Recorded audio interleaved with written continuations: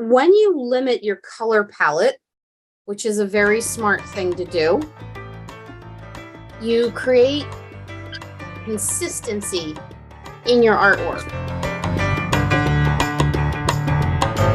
Ooh, we got a package. Look, guys, I'm excited. I already opened it so I wouldn't make a whole lot of noise while I was doing this filming. Welcome to the Artist Appeals. This is my New Year's resolution. So unboxing today. I have, check it out. I have ordered lots and lots and lots of canvases. That's right. My New Year's resolution is to paint 52, count them, 52 paintings, specifically landscape paintings this year. To that effect, I have bought in bulk panels, pre-gessoed canvas panels. There are 48 of them here. I'm going to need a couple more to complete the 52 challenge. So I'm going to do 52 landscape paintings over the course of this coming year. That's one per week, 52 weeks in a year. So one painting per week is 52. This gives me a great excuse to buy things like this, bulk canvases. So I'm going to give you a little bonus lesson, sneak peek lesson today as I open another box. When you're creating, if you want to find your artistic voice, the way to do that is to create a rule for yourself. So there's a lesson in the Artist Appeals online course, and I'm giving you a sneak peek of this lesson because it's one of the first lessons in the course. It's a really great lesson. It's about how to find your voice, how to find your artistic voice. So the general overview of this lesson, the objective of finding your artistic voice is to create a body of work, a collection of work, a series of work that can be licensed, right? So how do you do that? Well, the way you do that is you limit what you're going to do. There are essentially 7 elements of design. There is substrate, so what you're working on. Notice that all of these are the same size. These are all 8 by 10s, okay? So I'm going to keep the size and the proportion the same. Now, of course, I could turn the canvas horizontally, or I can turn the canvas vertically.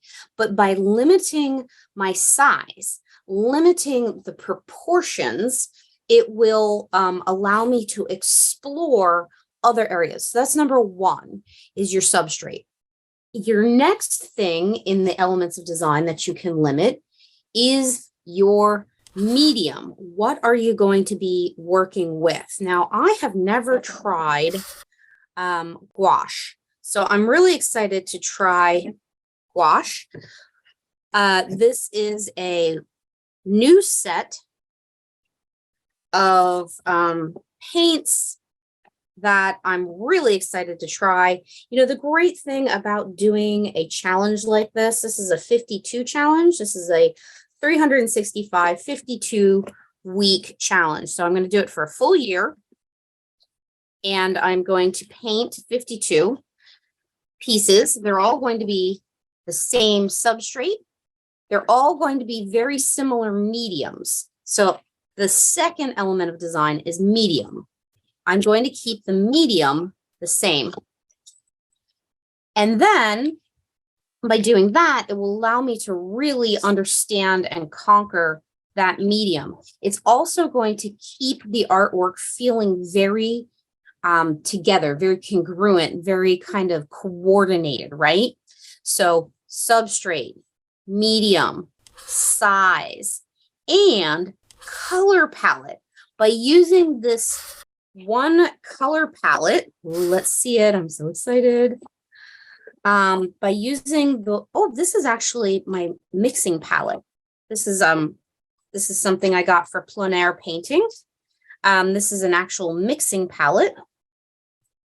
By keeping those elements of design, by making a rule, by creating within rules, within boundaries, I'm going to create a body of work that feels more coherent, that feels very put together, that feels like a collection. So this is for working on the go because I want to do some plein air painting. This is a wet and dry accessory pack. I'm very excited about this because this will allow me to keep my paints wet. This was for model painting actually, but I'm really excited to give it a try as a plein air painter. And as working in this collection, I'm going to have leftover paint, right? So this is going to keep it moist. It's going to keep it workable. And so I'll be able to then take my paints and reuse them. So these are pads that go in here and mix your paint. Oh, this is exciting. This, you put a little water in here and away you go. You can travel with your paints and they won't dry out between leaving the house and coming home. So this is like a little sponge thing that you add water to. And it goes right in here and keeps your paints wet. How does this work? Let's go in here. I think it expands. Look, it's really small. I bet you when it gets wet, it expands. I don't know what this is for. It's like paintbrushes. I'll need to read the directions there. And then this is hydrating papers, wet and dry accessory pack. 50 hydration paper sheets, 2 neutral gray sponges. Works best with wet and dry artist paint palette. Very exciting. Okay, so you get one of these wet, you put one in there.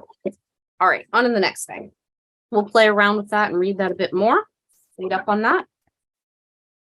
I like it. Comes with a strap to hold it all together.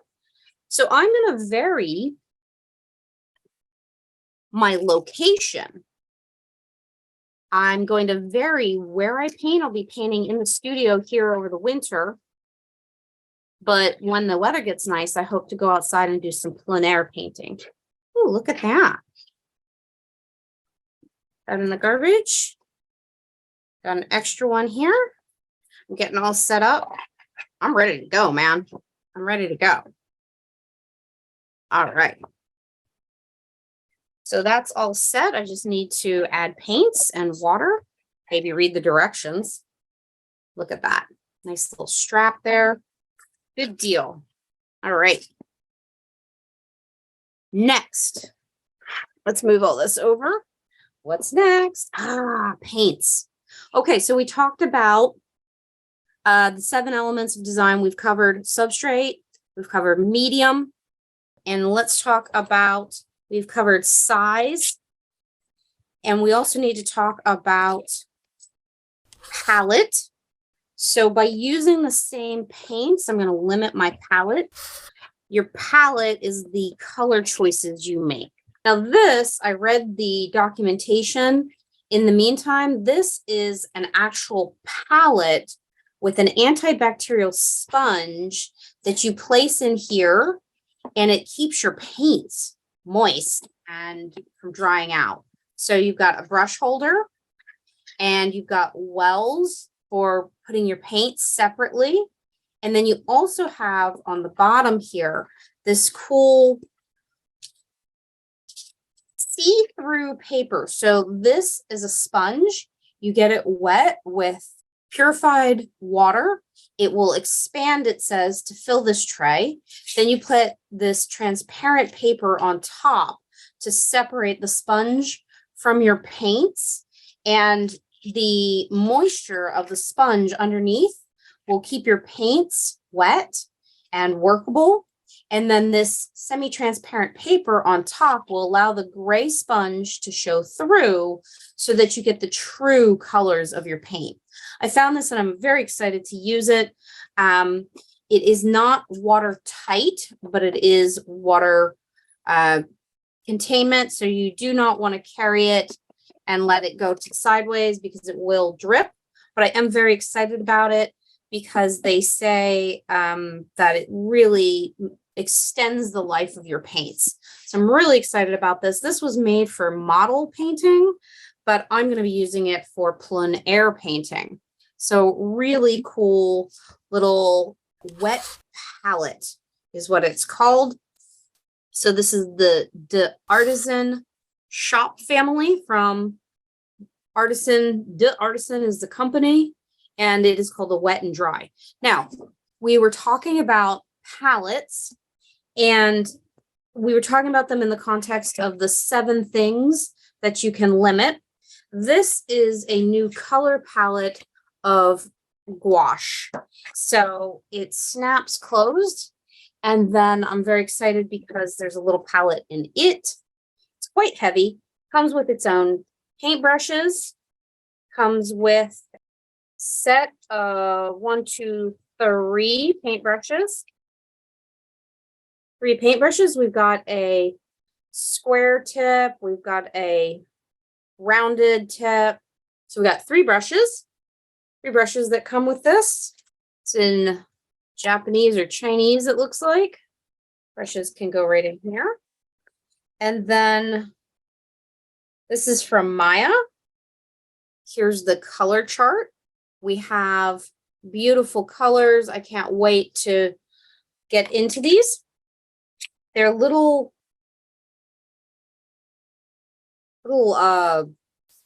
cubes of paint. Let's open one. Ooh, look at that. So when you limit your color palette, which is a very smart thing to do, you create consistency in your artwork. So limiting your color palette is a really great way to create a collection of artwork that feels very put together, very coordinated, and like it all belongs together. So what I'm going to be doing with painting 52 landscapes is I'm going to be limiting certain things. I want to get all this lovely paint off of here and back into the cup. I'm going to be limiting the number of colors I use. I'm going to be limiting the number of types of surfaces I paint on. So I'm going to be just working on one substrate, an 8x10 gessoed, pre-gessoed, stretched canvas board. Why did I choose boards? Number 1, they're smaller than a stretch canvas. Number 2, for plein air painting, the stretch canvases, the light can shine through the canvas and change your color. So these are a little bit easier to transport. They also don't allow the light to come through. So that's another reason I chose those. I'm going to be using one set of paints, at least for the first 10 to 20 paintings. I'll be using the same paints so that I limit the color palette. Okay, so the 7 things to limit in your artwork, we've covered, I believe, 3 of them. They're key. So the 7 things are substrate, we talked about that, medium, talked about that, and color palette, talked about that. And we also, bonus one, we talked about limiting the theme or subject. I'm going to be limiting my work this year. I'm going to be doing 52 paintings of landscapes. So I'm limiting the theme there. And that's really going to be a great way to find a new style, create a new collection, and find my artistic voice. If you want to learn more about all the 7 different things you can limit, you can check out the Artist Appeals online course. I do a full lesson, 3 lessons actually, that are quite long with visual examples and lots of historic examples of different artists. So check that out at the Artist Appeals. That's in the online course. Or of course, we've got the book, The Artist Appeals, that you can pick up. Let me know in the comments what you're going to limit. What are you going to challenge yourself to create this year? How are you going to stick to that challenge? And what will you limit in that challenge to make it more interesting and to create your own voice, to create a collection? Well, thanks for joining me. Sorry about the blip, but you can see here that we've got our lovely paints. And as I said, those are the 3 of the 7 things that you can limit when you want to create an artistic voice, when you want to create and find your artistic voice. So just to recap, substrate, you can limit your size as well as your proportions, right?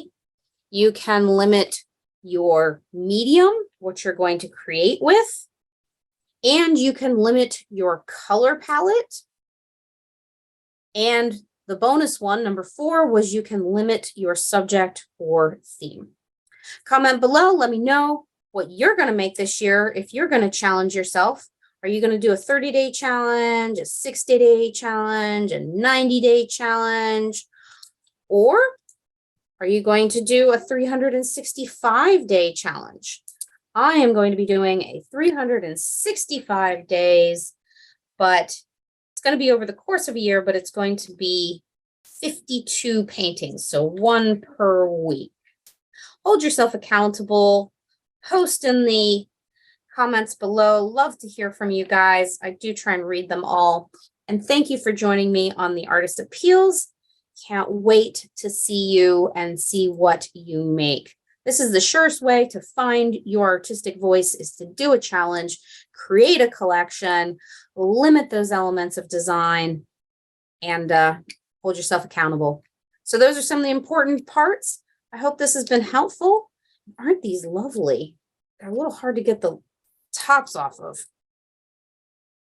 But yeah, I'll talk to you soon. Look, you guys, it's here. Oh my God. You can get a printed version of the Artist Appeals on Amazon now. It looks so good. Oh, I'm so psyched. I like it in the paperback. The Artist Appeal, this is my first copy from Amazon.com. You can get your copy of the Artist Appeals, the 7 steps for how to make money as an artist, which summarizes some of the best stories, tips, tricks, lessons, quotes from the first 2 seasons of the podcast. Here it is, folks. I can't believe it. It's been a lot of work, guys. So there you have it. The printed version's out. Go get yours on Amazon.